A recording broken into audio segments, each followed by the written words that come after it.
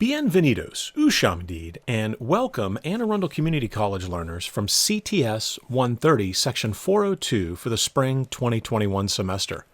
This is the Cisco Networking Academy's Introduction to Networks course, or ITNv7 course curriculum.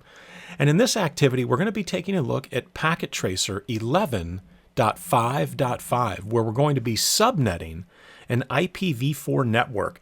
And this is typically where the course becomes a little bit challenging for those without any subnetting experience. And so we're going to make sure that we cover this very, very in-depth so that there's a good understanding of what's going to be required for the subnetting activities that we'll be doing. And you can see here we have a partially completed addressing table. So a lot of the information that's here is going to come from us completing this activity. And so we're going to be designing an IPv4 network subnetting scheme. We're going to be configuring the devices, and then we're going to be testing and troubleshooting in the network. So we'll come down here to our instructions. We'll start out with part one, and this is one of the best activities I've seen in terms of subnetting because of the information that you receive down here. So they're going to walk us through some things, and I'm going to show you some tricks as well. Okay, so in this scenario, we are a network technician assigned to install a new network for the customer. We've got to create multiple subnets. So we're going to be taking the 192.168.0.0/24 network, and we're going to be subnetting this network. And remember that the 192, if it had a classful subnet mask, would be a /24. In other words, the first 24 bits are dedicated to the network portion of the address. And so you'd have 255, 255, 255.0. And those 255s in the first three octets mean that all of the bits in that octet are on, and therefore we end up with 24 subnet bits. So the first subnet is the Lan A network. Now, we need to make sure we read this all the way down here to letter C, because what letter C is preventing is you simply creating 2/25 networks. And so what they're asking for here, excuse me, is it says you also need at least 2 additional unused subnets for future network expansion. So we're going to need a total of 4 subnets. So now this is one of the first things and one of the first tricks I'm going to show you in terms of how you can shorthand or figuring out how many hosts would actually be available given the subnet size. And they give you the little hint down here after we do this piece. So if we looked at it over here first, and I'll actually draw it out over here. So the last octet that we have, right? So 192.168.0, and then the last octet, those 8 bits, those are going to be the host portion of the address. Now, when we go to subnet, we are borrowing the host bits to use those for networking bits. And so for a /25, and we'll do this /24 here, for a /25, it would be 1, 0. So I borrow this leftmost bit, and you have to go in order. You can't come down here and say, well, I'm going to borrow, the third bit from the right. You can't do that when you're subnetting. You need to borrow from left to right. The /25 would look like this, with 1, 0, 0, 0, 0, 0, 0, 0. Now, the key here, and I'll put the /25 over here, to figuring out how many host addresses you're going to have, and I'll talk about that -2 that you always hear referenced, is to look at the number of host bits that you have remaining, and that's you raise 2 to that power. So here we have 7 that are left over. So it would be 2 to the 7, and we're going to subtract 2. And the reason we're subtracting 2 is one of those addresses is our subnet identifier. The other address is the broadcast address for that subnet. So you would say 2 to the 7 minus 2. So a /26 would simply be the first 2 host bits have been borrowed for network bits, and then we have the rest of the remaining 6 bits, and you can see we're just basically going to run down here 2 to the 6 minus 2, and that is going to give me the total number of available addresses. And then again, for a /27, we would do the same thing, where we already have the first 24 bits are spoken for, so then 25, 26, 27. We take the first 3 bits in the last octet, and again, we're dealing with Class C addresses here, so it's a little bit easier than if we were talking about a Class A or a Class B. And we end up with the last, I'm sorry, I put too many there, too many zeros. So we'll get rid of the 0 here. We'll put the last 5. So we'll say 2 to the 5. Whoops, let me get rid of that. So 2 to the 5 minus 2, that is going to be the total number of usable addresses. And by usable, I mean I can assign to hosts, right? So sorry about that. We've got that extra spot in there. And I think I said 27. And so now we can go to a /28, right? And the /28, again, is just the first 4 bits, right? Those high order bits. And then we've got our bottom or the low order bits here in this octet. And so we would have 2 to the 4 minus 2, and that's going to give me my total number of usable IPs. And so if we take a look at this, we would say, okay, 2 to the 4 is what? Well, 2 times 2 is 4, times 2 is 8, times 2 is 16, but we have to subtract 2. So I can have 14 usable IPs in a /28, assignable IPs in a /28. And then 2 to the 5 is 32, but then we subtract 2, so we could have 30. And neither of these subnet sizes is going to satisfy the requirement for 40 or 50 hosts. So then we come to 2 to the 6, which is 64 minus 2, which is going to give me 62. And so when we look at that, that's kind of the sweet spot, right? Because it's definitely more than 40, it's definitely more than 50, and it gives us a little room inside each of those subnets to grow. If we look at 2 to the 7, it's 128, minus 2 is going to give me 126. Now, again, it's step C here where they say you also need at least 2 additional unused subnets for future network expansion. So if we look at this, we can clearly see that the /26 is going to meet that requirement because, and now I'm going to show you another little shorthand trick to determine what they refer to as sort of the range of IP addresses in each of the subnets. So if we started at 192.168.0, right? So this is the first network. And if we made it a /26, what we're saying is we're going to have a block size of 64. And we know the block size of 64. And what I mean by block size is we start at 0 and then we go up to a broadcast address. But then the next subnet over here, where we have our second subnet, our second broadcast domain, is going to start according to the block size. So if we start at 0, and the block size is 64, the next subnet ID will be 64. We simply add 64 to this first subnet ID. So 0 plus 64 is 64. And then the second subnet ID would be 128. I'm sorry, the third subnet ID would be 128. And then our fourth subnet ID would be 192.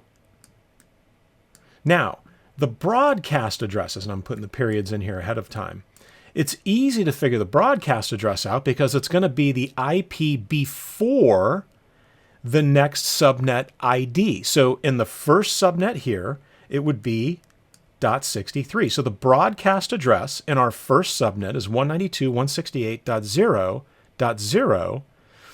And then the broadcast address is 192.168.0.63. And then the next network ID, which is 192.168.0.64, would have a broadcast address of 192.168.0.127 because it's before 128. And then over here, it would be 191. So the block size, you might be asking, well, where did you come up with that block size number? Well, the block size number we've already got. It's simply 2 raised to the power of the number of remaining host bits without subtracting 2. So we had to figure out what 2 to the 6 was in order to subtract 2 from it to get the number of usable IPs. If we just simply take 2 raised to the number of the remaining host bits in the subnet range, that gives us the block size. And so from the block size, I can pick up right here, if we started at 0, 64, 128, and so it just goes up in increments of 64. That's it. It's that easy. And so this last one here, 192, if I added 64 to this, we'd get 256. Well, you can't go to 256, right? Because remember, we stop at 255. And so that's the address that we would end up with for the broadcast address. So here is subnet ID 1. Here's our second subnet. And all of these subnets are going to allow us to have 62 assignable IPs. And we get the first 2 subnets, which we'll use in the activity, and then we have the last 2 subnets that we can then use for future growth. And I'll leave that on the screen as long as we can here. And so we've got our subnets worked out. So variable length subnet masks will not be used. And what they mean here, when they say variable length, is they don't want us to do a /26 for subnet 1 to meet this requirement for Lan A, and then a /26 for Lan B, and then say, oh, we're going to have a bunch of /27s. So in other words, the subnet mask length, the /26, will not vary. There'll be no variance in it. We're going to keep the /26s that we have because that meets the requirement. So answer the following questions to create that subnetting scheme that meets the stated network requirements. How many host addresses are needed in the largest required subnet? Well, you can see minimum of 50, right? What's the minimum number of subnets required? Well, if we need Lan A and Lan B and then 2 additional, the answer to that would be 4. The network we're tasked to subnet is the 192.168.0.0/24. What is the /24 subnet mask in binary? And so we already talked about this, and this I can draw out right here. So again, we're saying that the first 24 bits, right? That's what that 24 stands for. The first 24 bits of the address, so there's 4, 5, 6, 7, 8 dot. The first 24 bits represent the network portion of the address. 5, 6, 7, and 8. And then that last remaining octet here, right? These are the host bits by default in a Class C address of 192, right, is a Class C address. So these would all be zeros, but we're borrowing these, right? And think of subnetting as right sizing, right? We're trying to create a subnet that accurately reflects the number of hosts, but then allows us a little bit of room with which to grow. And again, it's all going to come down to use case, right? What are you trying to accomplish as to what size of a subnet you're going to have? All right, so that's the /24. So the subnet mask is made up of 2 portions, the network portion and the host portion. We talked about that, and it's represented in the binary configuration with 1s and 0s, right? In the network mask, what do the 1s represent? Well, these represent the network bits. The 0s represent the host bits. And again, I didn't draw the 0s out down here. You've got them down here for the first couple. I stopped at /28. We could go 29, /30. You can do a /31, and then a /32. All right, so to subnet the network bits from the host portion. Now it's going to give you an example, right? It's going to give us a little hint. And then there is the subnet mask, or I should say the subnet address table with the 4 subnets. And so we've already written those out. We know it's going to be 192.168.0, right? And that's going to be the subnet address, and then 64, and then 128, and then 192. And the prefix is going to be a /26, or the 192.168, so forth, /26, and then the subnet mask. And so the subnet mask, the first 2 bits have been borrowed, meaning it'll be a 255, 255, 255, and then we borrowed the bit in the 128 position and the 64 bit position. So it'll be 192. I'm sorry, 128 and 64, 192, right? So now fill in the missing IP address table. So we've got the information to do that. And so here's where it's going to get a little tricky, and we need to keep track of things. So assign the first subnet to Lan A, right? So Lan A is this top LAN up here. So use the first host address for the customer router interface connected to Lan A. Well, we know that the first subnet we're going to use is that 192.168.0.0. That's our subnet ID. And remember, that address, in addition to the broadcast address, are both reserved. We cannot assign those to devices in that subnet.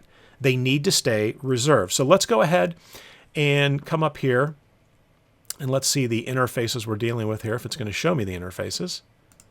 And I'm mousing over here. It's not showing me. Okay, we'll figure it out on our own. So let's get into global config. Let's say do show IP interface brief. And we can see right now that really the only interface that's up and functional is the 209.165.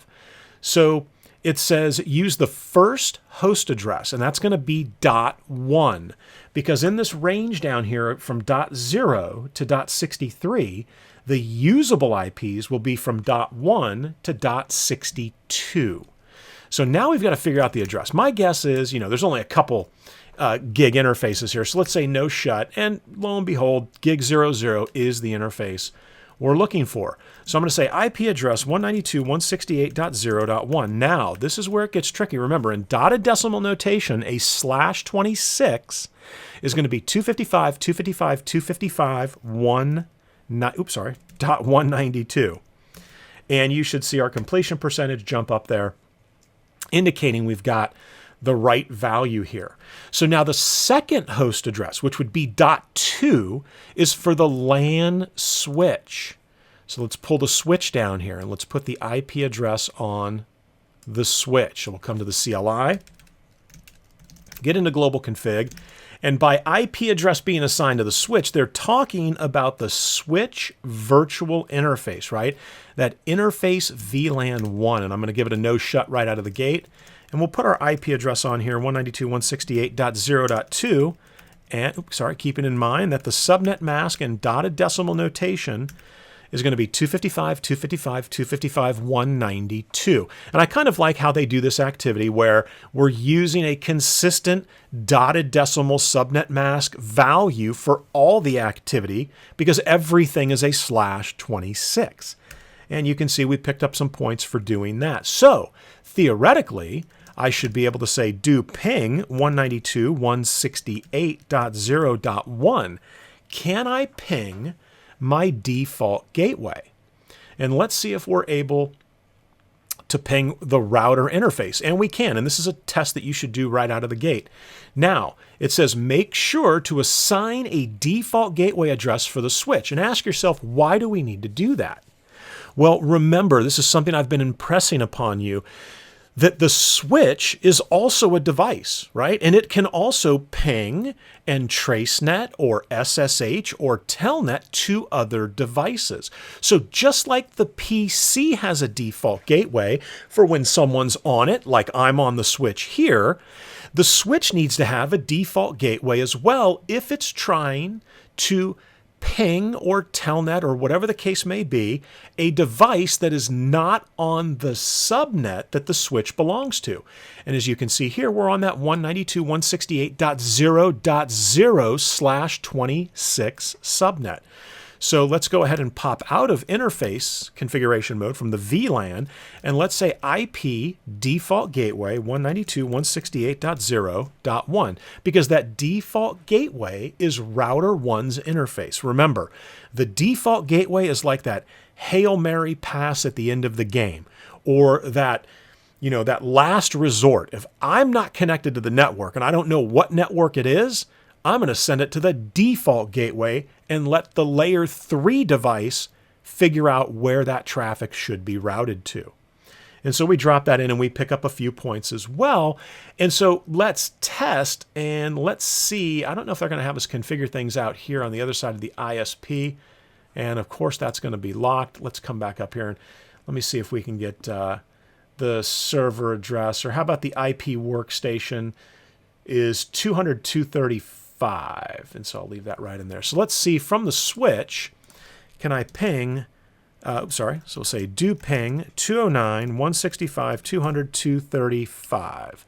And this is going to test to see whether I can get to the customer router out here to the ISP and take a look at that.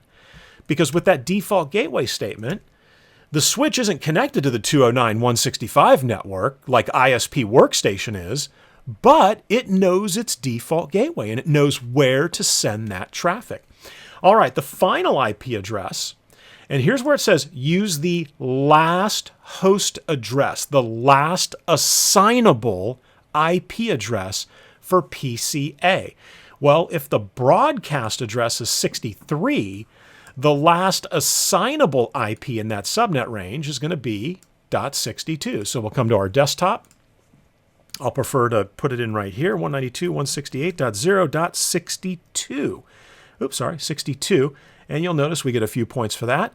Now, it automatically puts in the default subnet mask for a Class C address. However, we have subnetted this address down to 255.255.255.192, and most importantly, 192.168.0.63.1.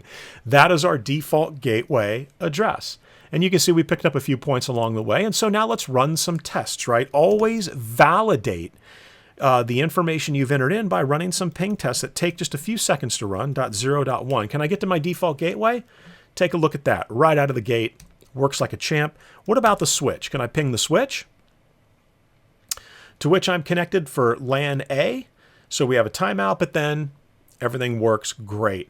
Now, the true test is going to be, can I ping the 209.165.200.235? In other words, can I ping the IP workstation? And look at that. I'm able to get out of Lan A. I'm off my network, out onto the internet, and everything is working beautifully. All right.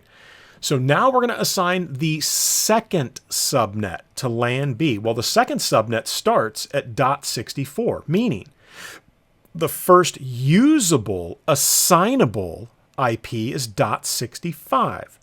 The last assignable IP is .126. It's all the IPs between .64 and .127. And then we'll have these two subnets, these two /26s left over. All right, so the first host address for the customer router interface connected to, or use the first host address for the Lan B customer router interface. All right, so we're going to go ahead here, and my money is on this being the gig 01 interface, and let's say no shut, and sure enough it is. So we're going to say IP address 192.168.0. Now it's not 64. Remember, that's the subnet ID. The first host address, the first usable, assignable address in that range is going to be the .65. And then we get away here with using the same subnet mask and dotted decimal notation because it is, again, a /26. And you'll notice we ended up with a few points for that. And oops, I already said no shut. All right, so we've got that set up. It says use the second host address for the Lan B switch. So we'll come on to the Lan B switch. And again, we're kind of doing the same thing we've already done for Lan A. We'll get into global config. Interface VLAN1, that switch virtual interface. We remember say no shut. We're going to assign the address 192.168.1.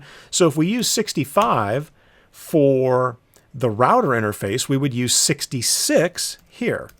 And again, that subnet mask and dotted decimal notation does not change because everything we're working with is a /26. And you can see we picked up a few points from that.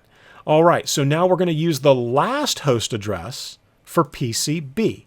So we'll come down here, and actually we're going to go back to switch or Lan B switch here briefly, because my guess is that, yes, we need to put in that default gateway. So we'll say IP default gateway 192.168.1.65, because the default gateway for everything on Lan B is this interface on the customer router.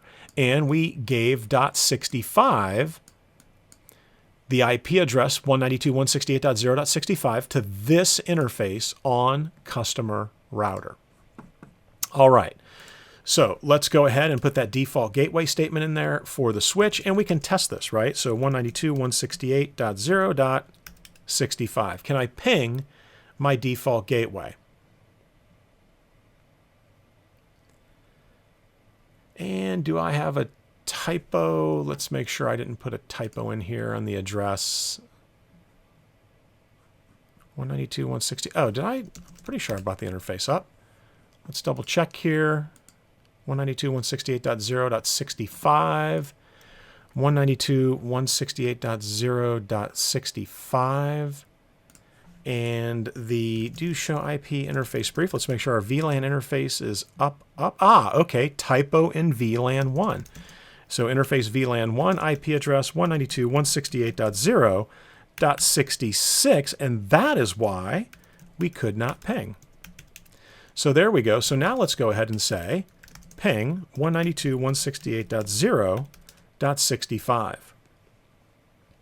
And there we go. Now we've got connectivity. Can I get out to the internet? The 209.165.200.235. And again, the traffic is going to go to the default gateway router, and out we go. All right, so finally, the last IP is what we're going to be assigning here to the host. And so that's going to be .126, and let's remember it's .0.126. Now, it automatically puts in that classful subnet mask, but that is not going to work for us.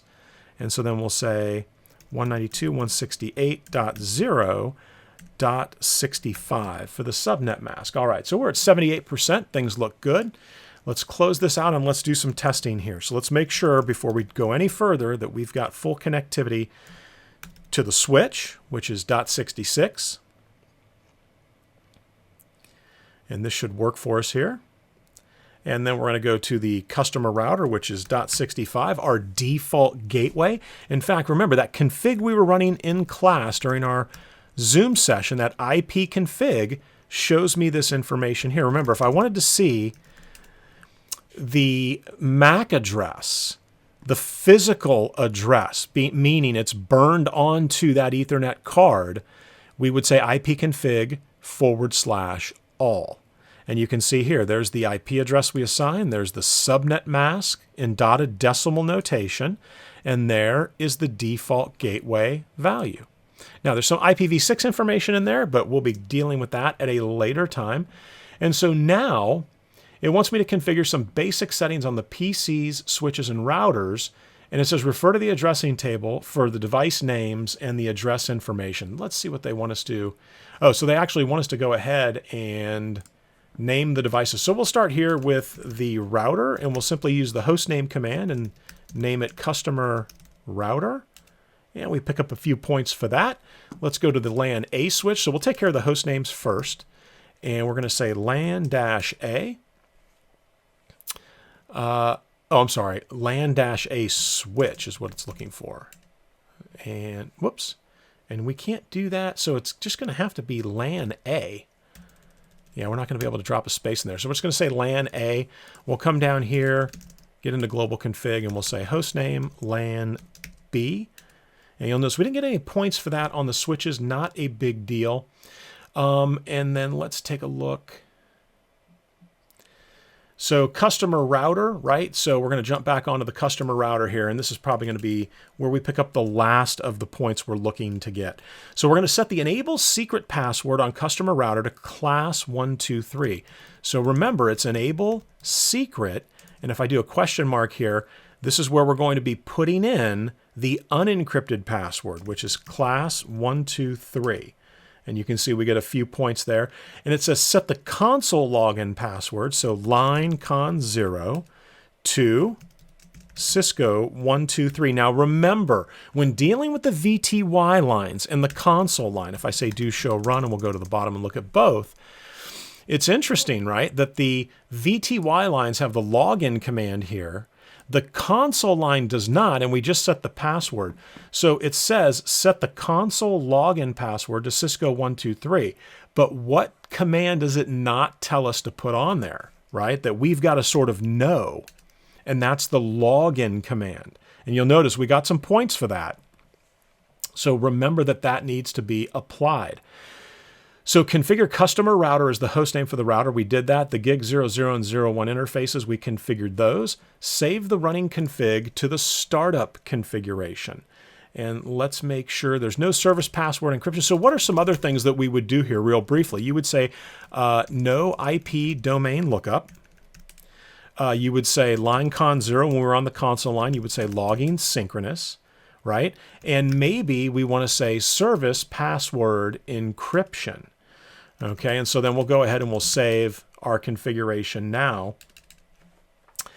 And then it says on the PC interfaces, configure the IP subnet and default gateway on PC A and B.